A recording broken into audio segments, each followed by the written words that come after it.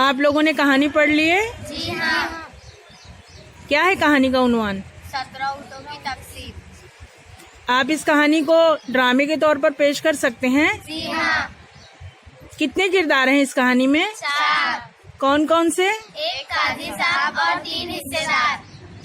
काजी का किरदार कौन अदा करना चाहेगा? मैं अदा करना। और 3 हिस्सेदार? हम। ठीक है। अस्सलामुअलैकुम काजी साहब। वालेकुम अस्सलाम। कैसे आना हुआ? हम अपने 17 ऊँटों की तकसीम करने आए हैं। आपका कितना हिस्सा है? 1/9। और आपका कितना है? 1/3। और आपका कितना हिस्सा है? 1/2। हमारी शर्त यह है कि ऊँटों की तकसीम इस तरह होना चाहिए कि एक भी ऊँट काटना ना पड़े। ठीक है, मैं अपने पास से ऊँट मिला देता हूँ। आप कुल कितने ऊँट हुए? 18। आपका कितना हिस्सा था? 1/9। तो आप अपने 2 ऊँट ले लीजिए। और आपका कितना हिस्सा था? 1/3। तो आप अपने 6 ऊँट ले लीजिए। और आपका कितना था? 1/2। तो आप अपने 9 ऊँट ले लीजिए। अरे वाह काजी साहब, आपने इतनी अच्छी तरीके से तकसीम किए, हमें हमारे हिस्से मिल गए और आपको आपका